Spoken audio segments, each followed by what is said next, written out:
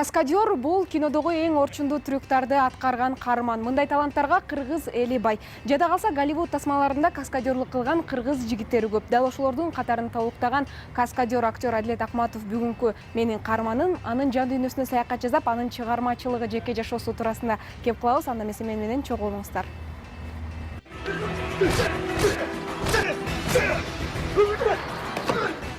Саламатсызбы Адилет мырза, жайды көңүлдөгүдөй өткөзүп жатасызбы? Саламатчылык. Ойдогудай эле буюрса. Анда эмесе мен суроолорумду катар менен узата берейин. Алгачкы эле суроом ушул каскадерлук кесипке эмне болуп келип калдыңыз эле? Бир 6-7 класста окуп жүргөндө эле Джеки Чандын фильмдери жаңы чыгып аткан болчу. Муну көрүп кызыгып, башында мен актер болом деген максат эле койгон эмесмин. Актер болом деп деле мындай эч ойлончу эмесмин. Көбүнчө ушу каскадерлукка кызыкчумун. Анан ушу каскадерлуктун аркасынан ушу бир аз актерлук өтө баштадым да, актер боло баштадым десем. Бирок өзү негизи актерлукту жактыра бербейм.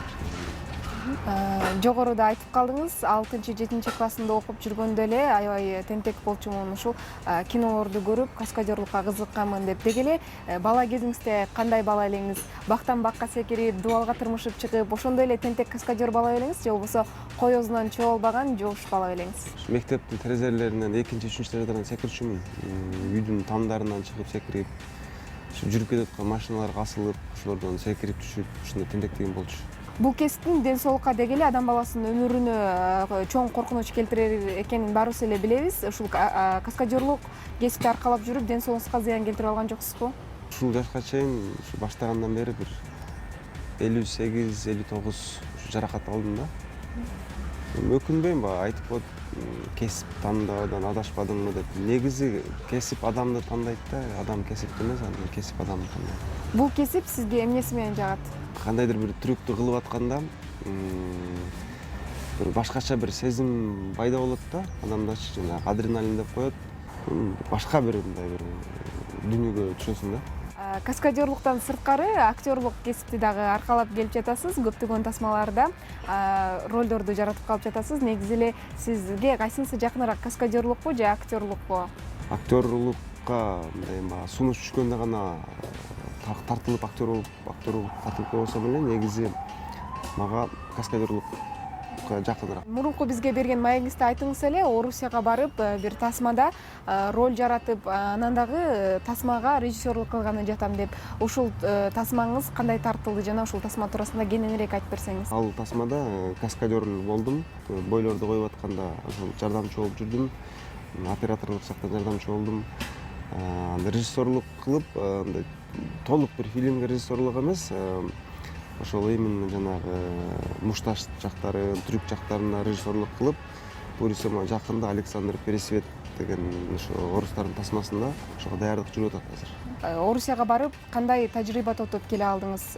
Кыргыз киносу менен орус киносунун айырмачылыгы жана биз алардан эмнелерди үйрөнсөк болот экен? Техника жагынан биздикинен кыйла эле алды да.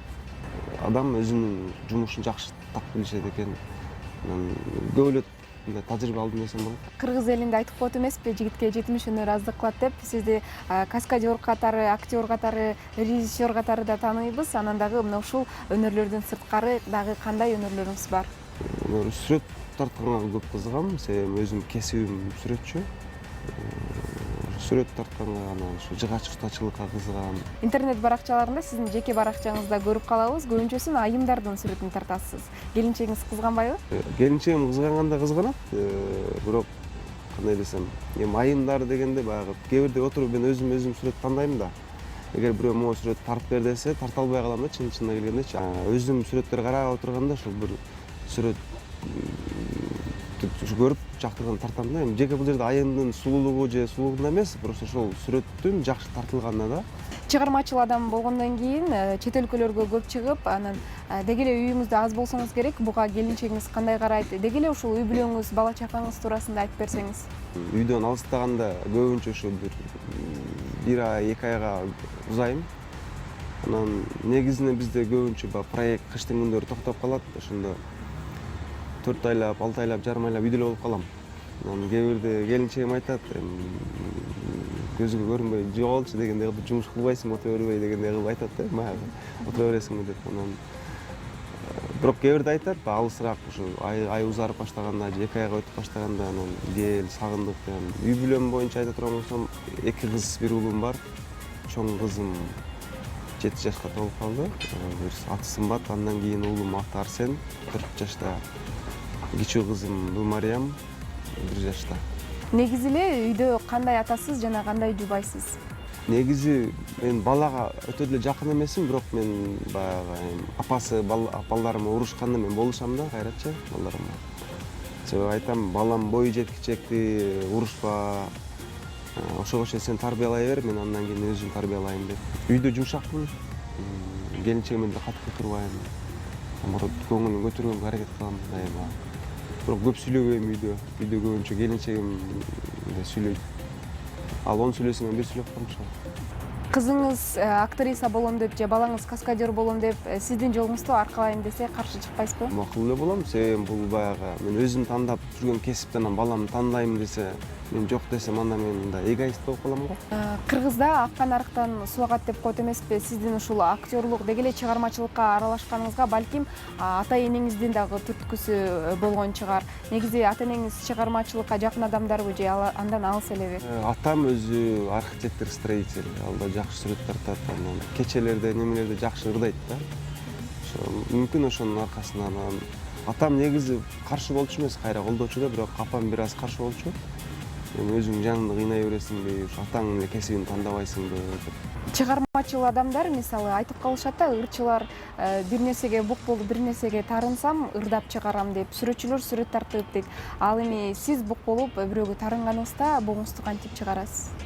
Мурун мындай тарынчаак болчумун да, эмнегедирчи.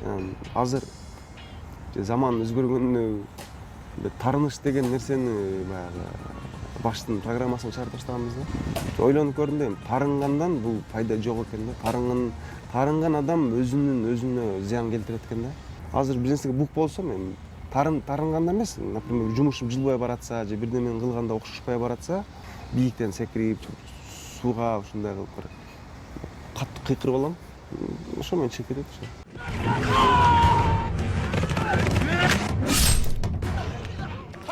Кече биз сизди маекке келип бериңиз деп чакырганымда айтып калдыңыз эле, бир кино тасмага режиссер болуп жатам, эртең барайын деп. Бул кандай тасма жана кандайча режиссер болуп калдыңыз, ушул туурасында да айтып берсеңиз?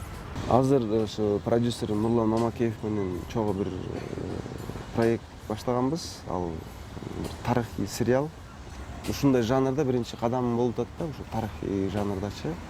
Кечеги ошо орустардын жана викингдин тасмасынан кийин келип, бир аз тажрыйба алганыма өзүмө ишенип, анан ушуну тасмага, ушу сериалга макул болдум да. Голливуд тасмаларында каскадер катары роль жаратып жүргөн кыргыз мекендештерибизди дагы көрүп калабыз. Ал эми сиз эмне себептен Голливуд тасмаларында роль жаратпайсыз же сизге сунуштар түшкөн эмеспи? Мүмкүн өзүм аракет кылбай аткандырмын, чын келгендечи. Баягы может үй бүлөлүк немеден байланыштуу. Эгерде бойдок болгонумда мүмкүн кетмекмин да. Биринчи орунда үй бүлө болгондуктан уже мен үчүн мындай Голливуд деле мындай максат же бир цель болбой калды да. Шоу чөйрөсүндө жүрүп кандай байлык чогулта алдыңыз? Тажрыйба, достук. Негизгиси достук. Көп досторум менен, жакшы адамдар менен жолуктум, дос болдум. Алардан көптөгөн мындай кеңештерди алдым. Ошо байлыгым. Алдыга койгон пландарыңыз туурасында айтып берсеңиз? Ошо өзүмдүн группамды, ошо каскадерлык группамды кеңейтсем деп ойлойм. Буюрса көп жакшы таланттуулар, жаш балдарды алып, кыздарды алып үйрөтүп, кеңейтип, анан ошо биздин группаны ошо дүйнөгө таанытып, чоң проекттерди иштесек дейбиз. Анан жеке жашоомдо болсо, ошол балдарыма көбүрөөк көңүл бурсам дейм, себеби балам чоңоюп баратат. Бизге берген мурунку маектериңизде айтып калдыңыз эле, ушул каскадерлордун мектебин ачам деп. Ошол мектеп эмне болду, ачылдыбы? Ошто азыр Кытай спорт залы берилген. Мамлекет тараптан берилип, спорт комитетинин азыр балдар машыгып жатышат. Анан Бишкекте бир аз татаал болуп атат чындыгында. Анан негизи ачам деген эле максат коюп жүрөм. Анда эмесе бизге келип жакшы маек коруп бергениңиз үчүн сизге чоң рахмат. Сизге маек соңунда эркин микрофон сунсам. Эл жериме биринчиден тынчтык, бейпилдик, ушу алдыда шайлоо келе атат, эми буюрса шайлоодо тынч эле өтсө деп ойлойм. Тынччылык болсун эң негизгиси.